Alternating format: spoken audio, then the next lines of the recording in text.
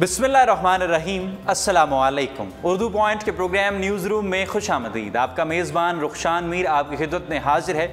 دن بھر کی اہم خبریں جن سے مل کر ہیڈ لائنز بنتی ہیں، ان کے بارے میں مکمل ریسرچ کی جاتی ہے، ان کا پس منظر بیک گراؤنڈ دیکھنے کے بعد میں آپ کی خدمت میں حاضر ہوتا ہوں۔ خبر بھی آپ کے ساتھ شیئر کرتے ہیں اور فوری تبصرہ بھی آپ کے ساتھ شیئر کیا جاتا ہے۔ آج میں دن بھر میں کیا چلتا رہا آپ کی خدمت میں پیش کرتے ہیں۔ وزیر خزانہ اسحاق ڈار اور سابق وزیر اعظم پاکستان نواز شریف کا تعلق نیا نہیں بلکہ بہت پرانا ہے۔ نواز شریف صاحب کے تینوں ادوار میں، تینوں ٹینیورز میں وزیر خزانہ اسحاق ڈار اہم وزارتوں پر فائز رہے اور 2 مرتبہ تو پاکستان کے وزیر خزانہ رہے۔ 2004 میں جب پاکستان کے سابق وزیر اعظم جدہ میں جلا وطنی کاٹ رہے تھے تو وزیر خزانہ اسحاق ڈار، جو آج کے وزیر خزانہ اسحاق ڈار ہیں، ان کے بیٹے اور نواز شریف کی بیٹی کی شادی ہوئی اور پھر 2004 سے ان کا رشتہ سمدھی کا بھی ہے نواز شریف کے ساتھ۔ جہاں پر نواز شریف صاحب نیب عدالت کے چکر کاٹ رہے ہیں، وہاں پر وزیر خزانہ اسحاق ڈار کے گرد بھی گھیرا تنگ ہے۔ وزیر خزانہ اسحاق ڈار نیب عدالت میں متعدد بار پیش ہوئے، اپنی صفائیاں پیش کرتے رہے اور پھر بیماری کے باعث اب وہ لندن میں زیر علاج ہیں، مگر نیب کی کارروائی پاکستان میں جاری ہے۔ وزیر خزانہ اسحاق ڈار کے ناقابل ضمانت گرفتاری وارنٹس بھی جاری کر دیے گئے ہیں اور آج قومی احتسابی ادارے نیشنل اکاؤنٹیبلٹی بیورو نے ایک خط وزارت داخلہ کو تحریر کیا ہے، جس خط کا متن یہ ہے کہ وزیر خزانہ اسحاق ڈار کا نام ایگزٹ کنٹرول لسٹ میں ڈال دیا جائے۔ ایگزٹ کنٹرول لسٹ کیا ہے؟ جن شخصیات جن پر مقدمات زیر سماعت ہوتے ہیں یا کسی بھی وجہ سے ریاست نہیں چاہتی کہ وہ وطن سے باہر جائیں، ان کا نام ECL میں ڈال دیا جاتا ہے اور جیسے ہی وہ وطن سے باہر جانا چاہتے ہیں ان کو روک دیا جاتا ہے۔ ایگزٹ کنٹرول لسٹ میں ان کا نام شامل کرنے کی درخواست وزارت داخلہ کو آج نیشنل اکاؤنٹیبلٹی بیورو کی جانب سے بھجوائی گئی ہے اور پاکستان کے سابق وزیر اعظم نواز شریف کے جہاں پر مقدمات نیب عدالت میں چل رہے ہیں، وہاں پر وزیر خزانہ اسحاق ڈار کے مقدمات بھی زیر سماعت ہیں۔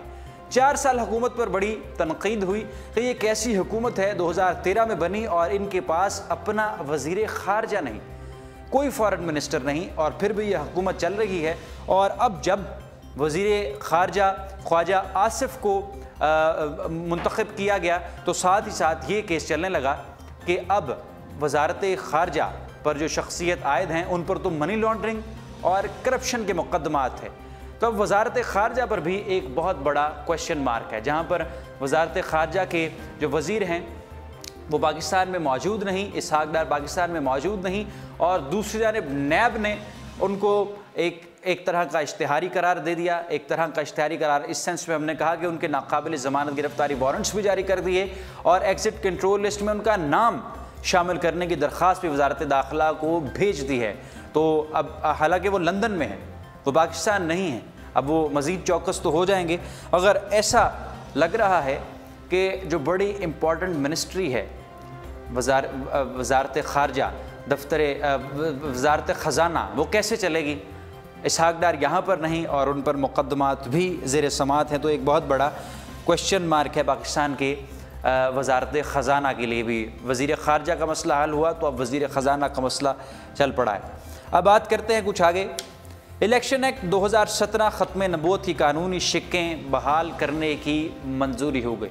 اسلام آباد میں 13 روز سے ایک پروٹیسٹ جاری ہے، 13 روز سے ایک احتجاج جاری ہے اسی مسئلے کو لے کر جو آئین میں کچھ ترامیم کی گئیں، اور ایک ترمیم ختم نبوت کلاز کے حوالے سے تھی، وہ جہاں پر لفظ حلف نامے کو تبدیل کر کے اقرار نامہ کر دیا گیا۔ وہاں پر بہت سے لوگ سیخ پا تھے اور تحریک لبیک یا رسول اللہ سے تعلق رکھنے والے تقریباً 2,500 سے 3,000 لوگ اسلام آباد اور راولپنڈی کے سنگم میں سراپائے احتجاج ہیں۔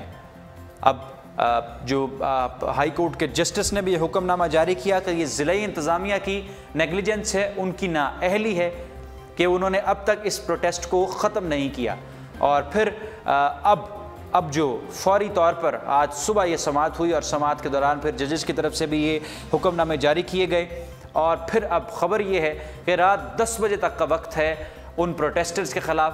تحریک لبیک یا رسول اللہ کے جو شرکاء ہیں، وہاں پر جو احتجاج میں جو لوگ شریک ہیں، ان رات 10 بجے کا وقت اسلام آباد ضلعی انتظامیہ کی جانب سے دیا گیا ہے۔ اس کے بعد اور ان کے خلاف آپریشن کیا جائے گا، اور اس آپریشن کے لیے ایف سی، پولیس اور رینجرز کے اہلکار چوکس ہیں اور ان کو ہدایت نامہ جاری کر دیا گیا ہے، ڈیڈ لائن دی گئی ہے۔ ضلع انتظامیہ کا کہنا ہے کہ تقریباً 2 سے زائد خطوط بھی بھجوائے گئے تحریک لبیک یا رسول اللہ کے جو لیڈ کر رہے تھے اس پروٹیسٹ کو، خادم حسین رضوی کے لیے، مگر ان کا کوئی جواب موصول نہیں ہوا۔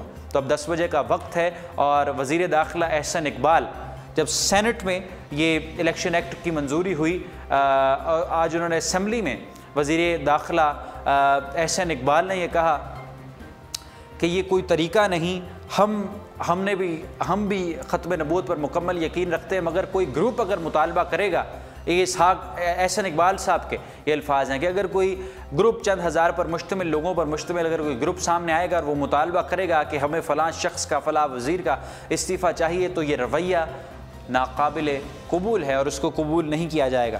بات کرنی تھی الیکشن ایکٹ 2017 کی 7B اور 7C کو اسی طریقے سے بحال کر دیا گیا ہے۔ سینٹ میں آج یہ واضح اکثریت سے اس ایکٹ کو منظور کیا گیا۔ جو ترمیم ہوئی تھی اس کو اگر آپ ڈیٹیل سٹڈی کریں تو اس میں جو قادیانی لاہوری گروپ یا وہ فرقے جو ختم نبوت پر یقین نہیں رکھتے، ان کو سافٹ کارنر دیا گیا تھا، اور پھر ایک لمبی ڈیبیٹ چلی جو ابھی تک حل نہیں ہو سکی۔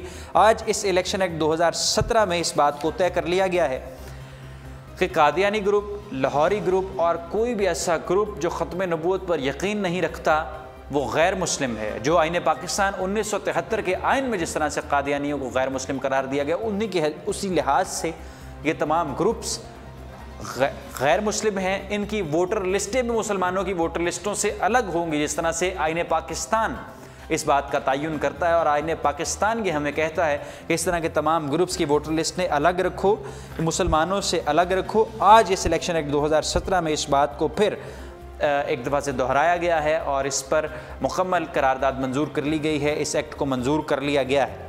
وزیر قانون زاہد حامد جن کے استعفے کا مطالبہ کر رہے ہیں پروٹیسٹرز، ان کا کہنا ہے، ان کے بھی الفاظ آن ریکارڈ ہیں، میں نے 2 حج اور کئی عمرے کیے ہیں، میرا خاندان سچا عاشق رسول ہے، مجھے کسی سے سرٹیفکیٹ لینے کی ضرورت نہیں، یہ ایک دفتری غلطی تھی جس کی سزا ہم معافی مانگتے ہیں، ہم شرمندہ ہیں، یہ اس غلطی پر ہم معافی مانگتے ہیں، مگر ہم ایک سچے پکے مسلمان ہیں۔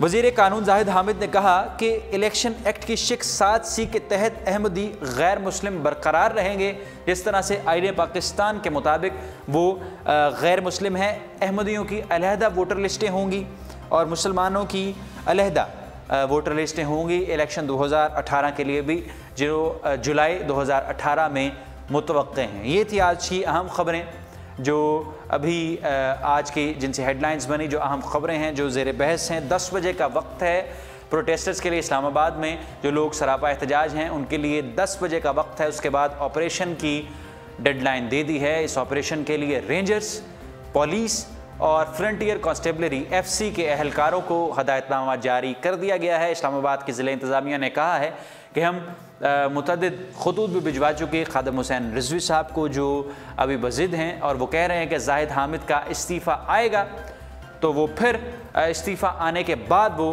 اس احتجاج کو ختم کرے گا، اور ان کے ساتھ تقریباً 3000 پروٹیسٹرز سراپا احتجاج لوگ اسلام آباد اور راولپنڈی کے سنگم فیض آباد میں موجود ہیں۔ یہ تھی آج کی عام خبریں۔ مزید کو عام خبر آئے گی تو اپنے پروگرام میں شامل کریں گے۔ دیکھتے رہیے ہماری ویب سائٹ UrduPoint.com، وزٹ کرتے رہے، اس پروگرام کو ضرور شیئر کیجیے۔ رخشان میر کو دیجیے اجازت، اللہ حافظ۔